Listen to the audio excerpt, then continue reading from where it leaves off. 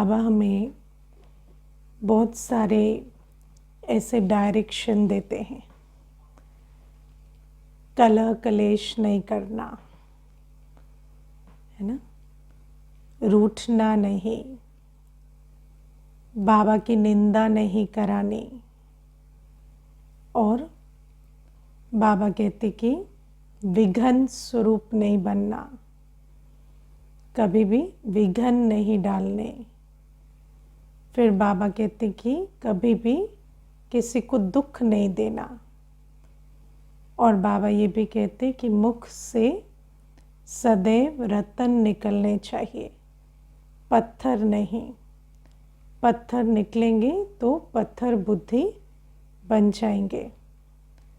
अब ये जो रतन और पत्थर का चक्कर है, तो रतन और पत्थर में अंतर करने के लिए तो क्या बनना पड़ेगा? जौहरी, है ना। तो हमें ज्ञान रतन और पत्थर में अंतर मालूम है।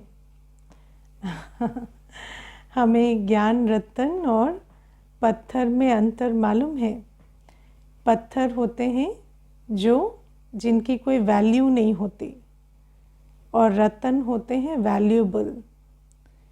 तो जो बोल स्वयं को वैल्यूएबल बनाए, दूसरे को वैल्यूएबल बनाए, है ना, दूसरे को धारणा युक्त बनाए, ज्ञान युक्त बनाए, योगी बनाए, वो हुए रतन।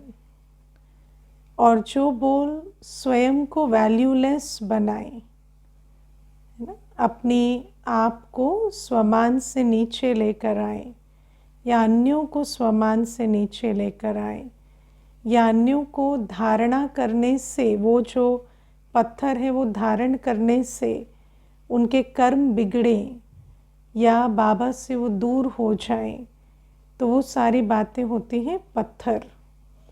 और बाबा कहते पत्थर जो मुख से निकालते वो पत्थर बुद्धि बन जाते हैं, है ना। मैं आपको एक बहुत छोटा सा इसमें एग्जाम्पल देती हूँ। जैसे कल बाबा ने स्लोगन में समझाया कि तकदीरवान वो होते हैं जो सदा अपने भाग्य के गीत गाएं, कमज़ोरियों के नहीं, है ना। भाग्य के गीत गाएं और कमज़ोरियों के नहीं।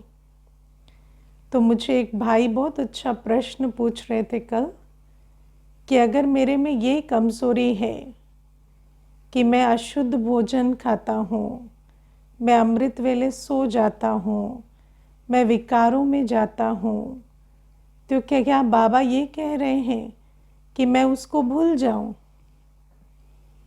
मैं कहूँ वो जो मेरी कमज़ोरी है मैं उसको कभी याद ना करूँ कि मैं तो अशुद्ध भोजन खाता हूँ, मैं तो अमृत वेला सोता हूँ, मैं तो, है ना, कोई भी सत्कर्म नहीं करता, सिर्फ अपने को मैं भाग्यवान आत्मा हूँ, मैं भाग्यवान आत्मा हूँ ऐसे नाचता रहूँ, है ना। तो आप देखो कि पत्थर और रतन कितनी बड़ी बात है।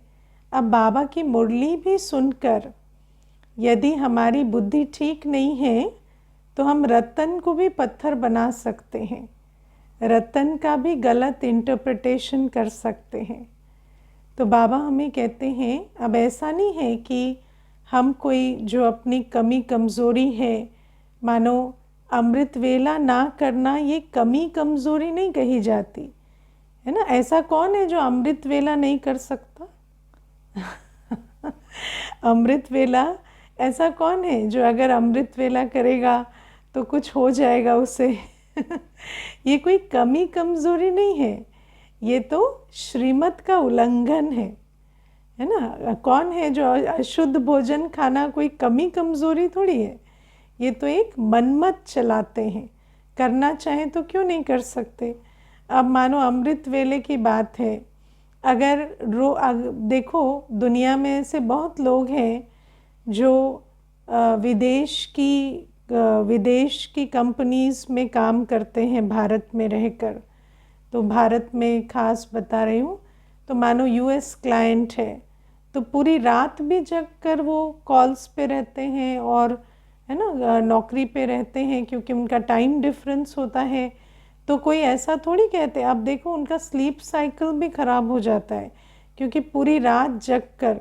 मैं एक भाई को जानती हूँ जो 26 वर्ष से यूएस क्लाइंट्स के साथ काम करता है और 26 वर्ष से हर दिन वो रात भर जगता है और नौकरी करता है। तो आप सोचो कि वो व्यक्ति भी तो कोई ऐसा थोड़ी है कि कोई है ना, शरीर छूट गया या कुछ, वो भी तो आराम से चल रहे हैं, कर रहे हैं, अभी कोर्स भी कर रहे हैं। तो बाबा कहते हैं कि अमृत वेला ना करना, ये तो क्या है, ये मनमत है। ऐसा थोड़ी है कि अमृत वेला नहीं कर सकते, या हम कोई ऐसा नहीं है कि हम कोई शुद्ध भोजन नहीं कर सकते। अगर आज डॉक्टर कह देगा ये चीज़ छोड़नी है, इस चीज़ को अगर खाया तो बहुत नुकसान हो जाएगा, तो छोड़ते हैं ना, छोड़ते हैं, है ना, अपने जितनी भी आसक्ति है उसको छोड़ते हैं। तो बाबा कहते ये बातें कमी कमज़ोरी नहीं है, ये तो मनमत है। कमी कमज़ोरी क्या होती है? मानो कोई ऐसी चीज़ है जो आप परिवर्तन नहीं कर सकते, है ना। मानो आत्मा के अंदर दे अभिमान है और हम सोचते, हमारी बुद्धि में ये बैठा हुआ है कि है ना, हम काले हैं या हम छोटे हैं या जो भी है, अपने अंदर जो कुछ ऐसी बातें हैं जो परिवर्तन नहीं की जा सकती। हम अनपढ़ हैं, हम तो स्त्री हैं, हम क्या ही कर सकते हैं।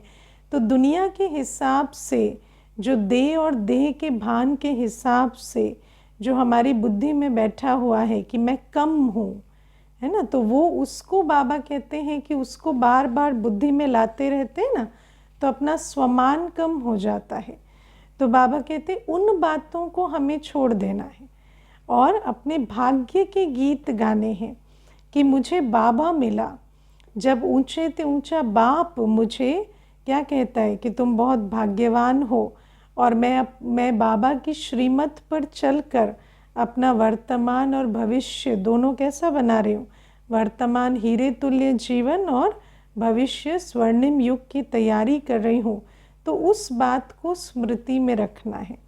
तो बाबा हमें इसीलिए कहते हैं कि ये जो बातें हैं ये हमें समझनी होती हैं कि पत्थर और रत्न का अंतर क्या है।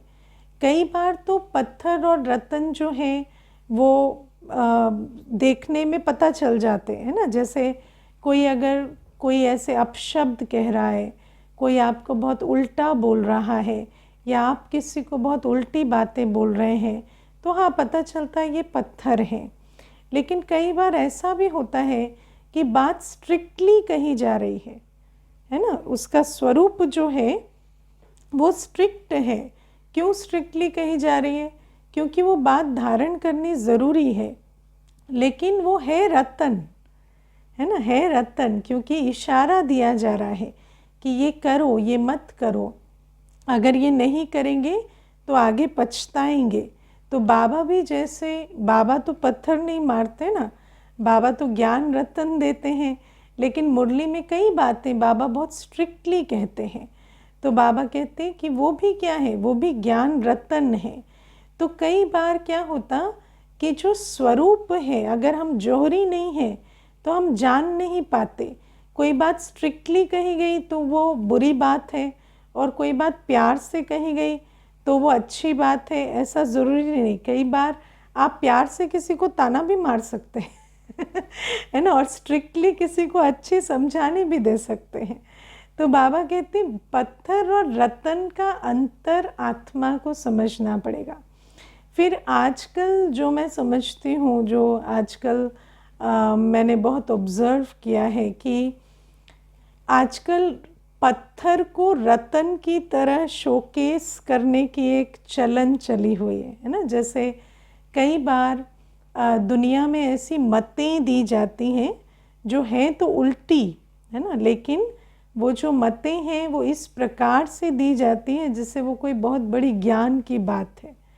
जैसे मान लो अगर कोई आपको कहता है कि कोई आपको अच्छी भी बात कह रहा है तो उसका क्या अधिकार बनता है कहने का, और आपको तो अब आप अपनी लाइफ के मालिक हैं, आप अपनी मर्ज़ी के मालिक हैं, है ना। हमें श्रीमत भी क्यों सुननी चाहिए, हमें तो अपनी मन मत पर चलना चाहिए। जैसे कई बार मन मत को बहुत बड़ा बनाया जाता है दुनिया में, लोग कहते हैं ना अपने मन की करो, अपने मन की सुनो, अपने दिल की सुनो। लेकिन वो जो मन मत है, वो जो दिल की मत है, वो तो रावण की मत है ना, उसमें तो विकारों की मत छाई हुई है। तो कई बार इस प्रकार की बातें भी हम सुनते हैं तो हमें लगता है कि शायद हमारा दिल जो है वो ठीक कह रहा है, तो उसकी सुन लेनी चाहिए। तो बाबा हमें कहते हैं कि कई बार दुनिया में जो काम की मत, मोह की मत, लोभ की मत, देहाभिमान की मत को भी ऐसे पैकेज किया जाता है कि ऐसा लगता है कि जैसे ये कोई बहुत बड़े ज्ञान की बात है ना। जैसे कोई व्यक्ति आपको कहता है कि अब देखो इतनी बड़ी ज़िंदगी अकेले नहीं निकलती, हम आपको अनुभव से बता रहे हैं, है ना। आप ऐसे नहीं सोचो कि इतनी बड़ी ज़िंदगी कोई अकेले निकल जाएगी, हर एक को कोई ना कोई चाहिए होता है। तो इतनी भावना से वो कहते हैं कि लगता है हाँ सचमुच ये तो कुछ अनुभवी बहुत बड़ी ज्ञान की बात बता रहे हैं। मुझे याद है एक भाई थे, एक कुमार, एक भाई मुझे एक बार कहता है कि मेरे एक स्कूल के टीचर हैं, तो उन्होंने जीवन में मुझे कई पड़ाव पर सहारा दिया है और हेल्प किया है। तो अभी मैं पीछे गांव गया था, तो मुझे उन्होंने बुलाकर कहा कि देखो तुम किसी के चक्कर में मत पड़ो, तुम्हारे पिताजी बता रहे थे, और क्या है सब अपना अपना सोचते हैं, ऐसा ना हो तुम अकेले रह जाओ, और हर किसी को सहारे की ज़रूरत पड़ती है। ये अकेले आए हैं अकेले जाएंगे, ये बातें सुनने में अच्छी लगती हैं, पर अकेले जीवन नहीं जिया जाता। तो इस प्रकार से उन्होंने बहुत उसको कहा कि तुम शादी कर लो, है ना। तो वो भाई भी जो है वो थोड़ा उसमें भावुक हो गया और मुझे कहता कि इस प्रकार से वो कह रहे थे। तो मैंने कहा अच्छा ठीक है, तो मास्टर जी के बारे में कुछ बताओ जो है। तो कहते हैं अकेले रहते हैं, वो पत्नी का तो शरीर छूट गया, बेटा विदेश में रहता है। तो मैंने कहा वो तो कह रहे थे अकेले रहा नहीं जाते, खुद तो अकेले रह रहे हैं तो मुझे कहते हैं हाँ। तो मैंने कहा कि उनको ये बात आपने कही नहीं। तो कहते इतनी उन्होंने मुझे समझाया कि मुझे ये बात ध्यान में ही नहीं आई कि जो कहने वाला है वो खुद तो अकेले रह रहा है ना। शादी भी की, बच्चा भी है, लेकिन बच्चा विदेश में रहता है, पत्नी ने शरीर छोड़ दिया, तो रहते तो अकेले ही हैं। और कहते जब मैं गया था तो बस बर्तन मांज के ही उठे थे, मतलब अपने बर्तन साफ करके ही उठे थे। तो मुझे कहते हाँ मैं अगली बार कह दूँगा। तो मैंने कहा अगली बार तो छोड़ो, लेकिन सबसे बड़ी बात क्या है कि कई बार मनुष्य जो है वो पत्थर को इस प्रकार से लपेट कर आपको पेश करता है कि ऐसा लगता है ये कोई बहुत बड़े ज्ञान और अनुभव की बात है, लेकिन वास्तव में वो बात क्या होती है, वो बात अपनी एक, है ना, एक विकारों की मत से वो बात आती है। या कोई आपको बार बार कहता है कि आप अपने लिए स्टैंड लो, स्टैंड लो, है ना, लेकिन स्टैंड कहाँ लो है ना। क्या उनके बीच स्टैंड लो जो आपको अच्छी बात सिखाते हैं या सहारा देते हैं या सपोर्ट करते हैं, है ना। कई बार व्यक्ति कहेगा कि आप आप बड़े हो गए हो, जैसे यूथ होते हैं ना, तो उनको आपस में फ्रेंड्स कहेंगे तुम माता पिता की क्यों सुनते हो, हम तो नहीं सुनते, है ना, अभी तो तुम इतने बड़े हो गए हो, उनको जवाब दे सको। लेकिन वो मित्रों को जवाब नहीं देता, वो किसको जवाब देता है, जो माता पिता उसको भोजन खिलाते हैं, पालना करते हैं, उनको जवाब देता है। तो बाबा कहते इस प्रकार की कई मतें हमारे जीवन में, या फिर देखो एक द्वेष की मत या भय की मत कितनी प्रकार से दी जाती है। जैसे मुझे याद है एक माता मुझे कहती थी कि मेरे पिताजी ना मुझे रोज़ ऐसी नेगेटिव स्टोरीज़ रोज़ पोस्ट करते हैं ना व्हाट्सएप पे। उसमें एक स्टोरी ऐसे थी कि एक व्यक्ति ने एक अजगर पाल लिया, और वो अजगर जो था वो उसको रोज़ उसके साथ ही सोता, और उसको लगता ये अजगर मेरा मित्र है, लेकिन वो उसको एक्चुअली नाप रहा था, है ना। और जब अजगर और उसके बराबर का हो गया तो उसको खा लिया। तो और पिताजी ना वो स्टोरी भेज के और उसको पूछते इससे क्या समझा, है ना। तो वो माता कहती मैंने तो कुछ नहीं समझा, आपने क्या समझा आप बताओ। तो कहती दुनिया में लोग ऐसे होते हैं बेटा, अजगर जैसे होते हैं, देखने में ऐसे होते हैं पर होते अजगर हैं, उनको पहचानना चाहिए। तो वो माता कहती आप पहचानो ना अजगर, मुझे क्यों आप बताते रहते हो, मैं तो आत्मिक दृष्टि रखती हूँ। तो बाबा हमें कहते हैं कि ये जो बातें हैं, कई बार मनुष्य जो है अपने अंदर, उसके अंदर इतना भय है, मिसट्रस्ट है, इतना उनके अंदर ऐसे घृणा भाव है लोगों के प्रति, और वो आपको देने की कोशिश करेंगे किस रूप से, कि हम आपको कोई बहुत बड़ी ज्ञान की बात बता रहे हैं, है ना। तो बाबा हमें कहते हैं, है ना, कई बार मनुष्य ऐसी भी मत देता है कि सांप को किसी ने कहा कि डसना मत पर फुफकारना मत छोड़ना, है ना। तो भले ही किसी को ऐसे डसो नहीं, लेकिन डराते रहो है ना, किसी को कंट्रोल अथॉरिटी अपनी ऐसे किस प्रकार से डरा कर या किसी को धमकी देकर और अपनी कंट्रोल और अथॉरिटी बनाते रहो। तो ये सारी मतें जो हैं ये श्रीमत के विरुद्ध हैं। तो बाबा हमें कहते हैं कि हमारे मुख से सदैव ज्ञान रतन निकलने चाहिए। ज्ञान रतन क्या होते हैं? जो ज्ञान की बातें हमें अपने स्वरूप, अपने स्वधर्म में शांति, पवित्रता, स्नेह और सम्मान के स्वधर्म में स्थित कराती हैं, जो बातें हमें बाबा की श्रीमत के नज़दीक लेकर जाती हैं, जो बातें हमें योग के लिए प्रेरित करती हैं, जो बातें हमें पवित्र बनने के लिए प्रेरित करती हैं, वो होती है ज्ञान रतन। सेवा के लिए प्रेरित करते। आप कभी भी मुरली में देखते हो बाबा कोई एक्स्ट्रा बातें करता हो? बाबा का पूरा दायरा है ना। बाबा हर बच्चे को आत्मिक स्थिति, आत्म अभिमानी दृष्टि, बाबा की याद, पवित्रता की धारणा और सेवा, इसके लिए बाबा रोज़ बच्चों को प्रेरित करते हैं। बाबा रोज़ हमें कहते हैं कि कुछ भी हो जाए, तुम अपने शांत स्वरूप, स्नेह स्वरूप से दूर मत जाओ।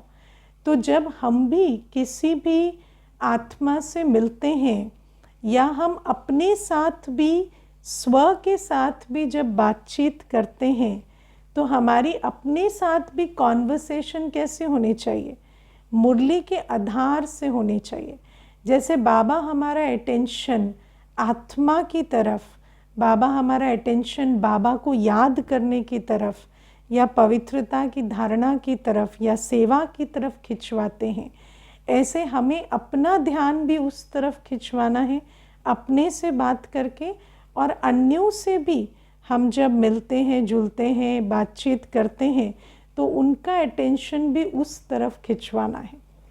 तो बाबा कहते ये है ज्ञान रतन देना, और बाकी सब कुछ क्या है? पत्थर है ना। जैसे मैं आपको एक छोटी सी बात बताती हूँ। मुझे एक बार एक भाई कहते हैं कि जैसे दिल्ली की बात है, अब हम दिल्ली में हैं, तो बाबा तो वो भाई बहुत अच्छी मुझे ऐसे सुना रहे थे। आत्मा का चैप्टर मैंने उनको कराया है ना, कि सभी आत्मा है और आत्मा की एक जर्नी होती है, और फिर अब हम पुनर्जन्म के बाद यहाँ हैं।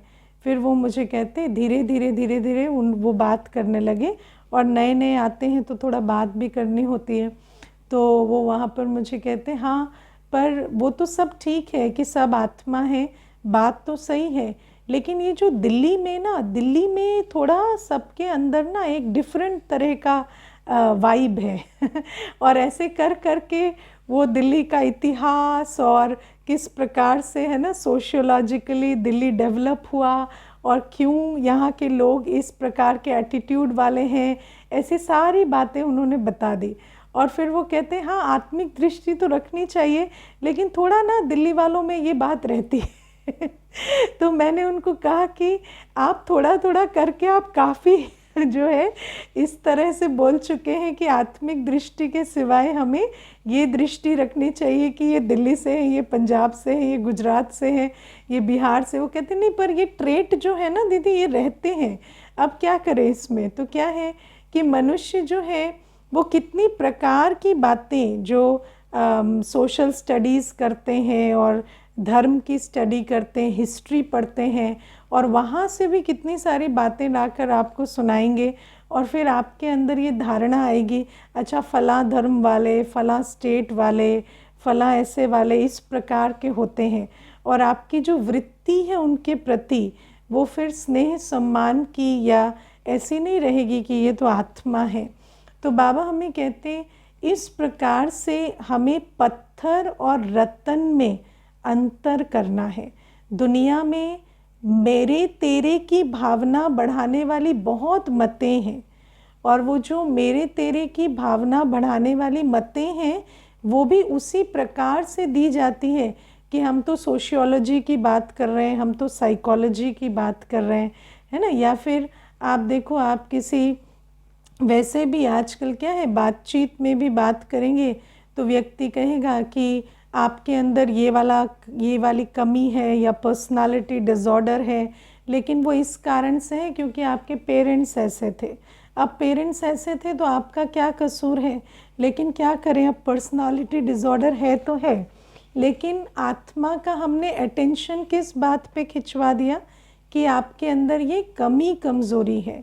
इस बात पर नहीं खिंचवाया कि आपके अंदर ये गुण हैं, ये शक्तियाँ हैं और आप एक आत्मा हैं। तो बाबा हमें कहते हैं इसीलिए रतन और पत्थर में दुनिया में बाबा की मुरली के सिवाय ज्ञान रतन कहीं भी नहीं होते। इसीलिए बाबा हमें कहते हैं ना, तुम्हें मुरलीधर बनना चाहिए। जब भी हम आपस में भी किसी से बातचीत करते हैं, भले उसका स्वरूप भी बहुत लाइट होता है, लेकिन उसमें भी हमें बहुत अटेंशन रखना है कि हमारे बोल बहुत मुरली के दायरे में हो, है ना। अभी बाबा मुरली सुना रहा होता तो इस सिचुएशन में क्या बोल रहा होता। बाबा कभी हमें ये नहीं कहता हाँ सिचुएशन बहुत बड़ी है, हाँ व्यक्ति जो है वो तो बहुत गलत कर रहा है। बाबा हमेशा हमें कहते हैं कि वो एक आत्मा है, उसका संस्कार है। तुम्हें बड़ी बात क्यों लग रही है तो चेक करो तुम्हारा संस्कार क्या है, तुम्हारे अंदर कैसा क्या है जो इस बात को तुम्हें फील करा रहा है कि ये बात बहुत बड़ी है। तो बाबा हमें जिस प्रकार से ज्ञान रतन देते, ऐसे हमें हर एक को ज्ञान रतन देने हैं, पत्थर नहीं देने हैं। किसी का भी ध्यान बाबा से भटकाना, प्योरिटी के रास्ते से भटकाना, किसी का भी ध्यान आत्मा और आत्मा के गुणों से हटाकर किसी की कमी कमज़ोरी पे लाना, ये सारी बातें हम बच्चों को शोभा नहीं देती। लेकिन हमें अपने बारे में केयरफुल रहना। और बाबा ने आज क्या कहा, अगर हम बार बार मुख से पत्थर निकालेंगे तो क्या बन जाएंगे, पत्थर बुद्धि बन जाएंगे। तो जब हम दुनिया के विकारों की मतें जो हैं वो अपने मुख से बार बार दूसरों को देते रहते हैं ना, तो अपनी बुद्धि ही पत्थर बुद्धि बन जाती है। और पत्थर बुद्धि कैसी होती है, पत्थर बुद्धि का योग नहीं लगता कभी। पत्थर बुद्धि न ज्ञान के आधार से सोच पाती, क्योंकि ज्ञान के आधार से सोचेंगे तो सुख शांति का अनुभव करेंगे, योग का अनुभव होगा, बाबा के साथ कनेक्शन होगा तो स्नेह का शक्ति का अनुभव करेंगे। लेकिन जब पत्थर बुद्धि बन जाते तो ना अपने अंदर कोई श्रेष्ठ संकल्प रचने की ताकत रहेगी, ना बाबा से लाइट माइट लेने की ताकत रहेगी। और ऐसी आत्मा जो अपने अंदर भी श्रेष्ठ संकल्प ना रच सके और बाबा से भी लाइट माइट ना ले सके, ये तो बहुत दुख की अवस्था हो जाती है। इसीलिए बाबा हमें सावधान करते हैं कि मुख से कभी भी पत्थर नहीं निकालने हैं, सदैव ज्ञान रतन ही निकालने हैं, है ना। तो बाबा ये कहते। अब बाबा हमें आज और भी बातें कहते, किसी को दुख नहीं दो, दुख देंगे तो दुखी होकर मरेंगे, है ना। तो एक तो दुख देना होता है जब हम क्रोध के वश, है ना, क्रोध के वश, लोभ के वश, किसी भी विकार के वश कोई ऐसे बोल बोलते हैं, कोई ऐसे कर्म करते हैं जिससे आत्मा को दुख पहुंचता है ना।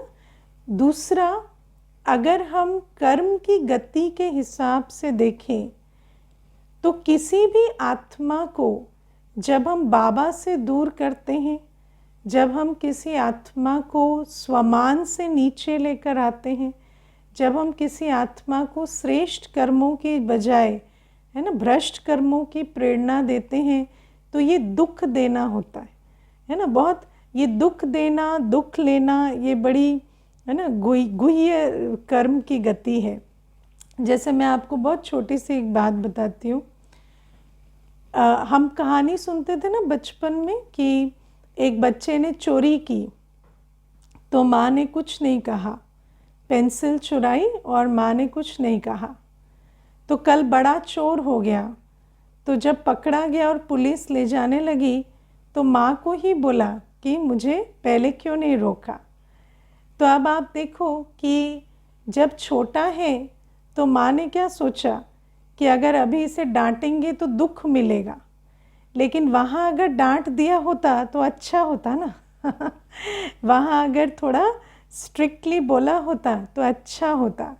तो बाबा हमें कहते कई बार कुछ ना करना भी दुख देना होता है। कई बार तो ऑब्वियस होता है दुख देना, जैसे कि आप किसी को क्रोधवश या लोभवश दुख पहुंचा रहे हैं या काम विकार के वश किसी को दुख दे रहे हैं, वो तो एक ऑब्वियस चीज़ हो जाती है। लेकिन कई बार बहुत इनडायरेक्ट तरीके से, जैसे हम मोह में हैं, तो मोह में कई बार हम जो करना चाहिए वो नहीं करते, है ना। बच्चों के लिए भी वो नहीं करते, उनको ऐसी पालना नहीं देते जो श्रीमत प्रमाण है। तो फिर क्या होता, उनको हम मोह की मत में फंसाते हैं, विकारों में फंसाते हैं। जैसे छोटी सी बात है, एक बहन है तो बहुत अच्छा विदेश से पढ़ी, बहुत अच्छी डिग्री है उसके पास। जब विदेश में पढ़ने गई ना, 3-4 साल जो भी पढ़ने गई, तो उसके साथ माँ भी जाके रही।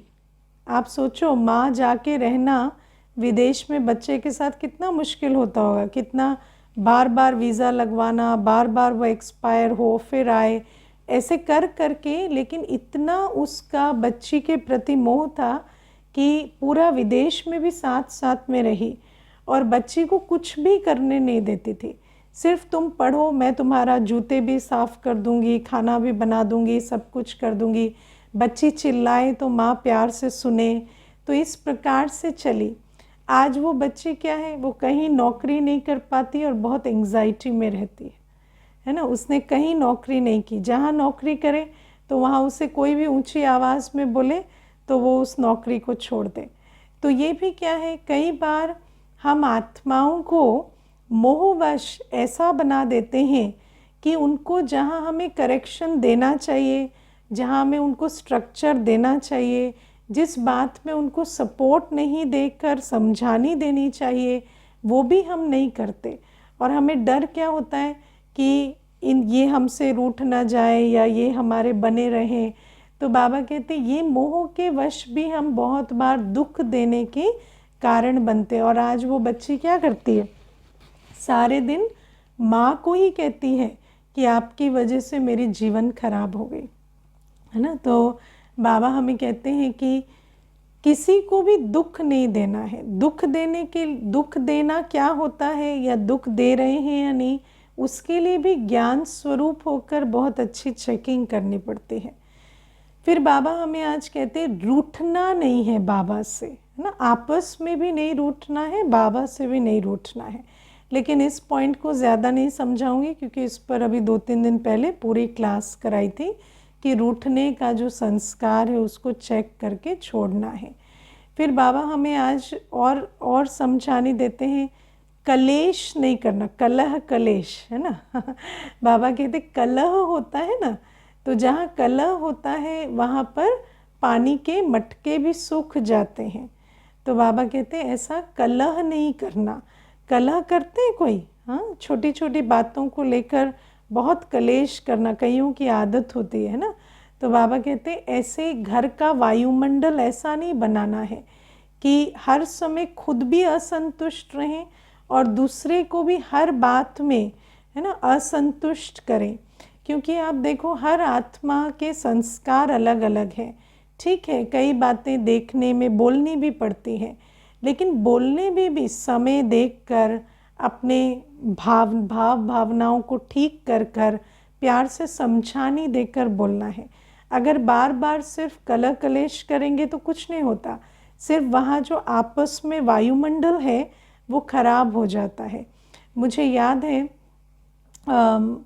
शुरू शुरू में मैंने ऐसा बहुत ऑब्ज़र्व किया कि जैसे परिवार होते हैं, परिवार के परिवार कई बार आते हैं ना, तो बरकत नहीं हो रही, उन्नति नहीं हो रही, बिजनेस अच्छा नहीं चल रहा, घर में कोई भी चीज़ में बरकत नहीं है। तो जब कारण देखो तो उसका कारण क्या होता है, ये कलह कलेश है ना। सारे दिन युगल आपस में लड़ रहे हैं, है ना, सारे दिन शोर का वायुमंडल है, सारे दिन एक दूसरे को अपशब्द कहने का, है ना, ज़ोर ज़ोर से चिल्लाने का वायुमंडल है घर में। तो ऐसे में क्या होता, पानी का भरा मटका भी सूख जाता है, बाबा कहते। तो आप सोचो कि फिर वहाँ उन्नति प्रगति कैसे होगी। तो ऐसा कलह का वायुमंडल नहीं बनाना है। और कलह का वायुमंडल नहीं बनाने के लिए हमें क्या बात ध्यान में रखनी है कि ताली दो हाथ से बजती है ना। तो अगर एक आत्मा अपना हाथ विड्रॉ नहीं भी करती है, आप कर लो, है ना, आप उसमें पार्टिसिपेट नहीं करो। कितना भी कोई कहे, कितना भी आपको इंस्टिगेट करे, कितना भी ट्रिगर करने की कोशिश करे, आप उस कलह में पार्टिसिपेट नहीं करो। ये श्रीमत के आधार से आप एक, है ना, बाबा जो श्रीमत देते हैं ये उसको मानना हुआ। क्योंकि क्या होता, जब दो या चार आपस में टकराएंगे तो फिर बहुत शोर होगा, वायुमंडल खराब होगा। तो उसमें आप अपने आप को विड्रॉ कर दो, है ना। फिर बाबा आज हमें कहते कि विघन स्वरूप नहीं बनना, है ना, ईश्वरीय कार्य में कभी विघन नहीं डालना। विघन कैसे डालते हैं, देखो, एक होता है खुद श्रीमत पर नहीं चलते तो भी विघन डलता है ना। जैसे अभी हम सेंटर पर रहते हैं तो क्या है, सेंटर पर वायुमंडल बहुत इम्पॉर्टेंट है। तो मानो कोई अमृत वेले सो रहा है ना, भोजन बाबा की याद में नहीं बना रहा, तो ये भी सब क्या होता, विघन डालने का स्वरूप हो जाता। जब हम संगठन में रहते हैं और एक दूसरे के साथ, है ना, स्पेशली सेंटर्स पर क्या होता कि एक दूसरे की अवस्था से प्रभाव पड़ता है ना, तो उसमें भी विघन डालने का ये भी स्वरूप हो जाता कि अपनी जो ड्यूटी है उसमें भी जो रूहानियत से ना करें तो वो भी वायुमंडल को विघन डालता है।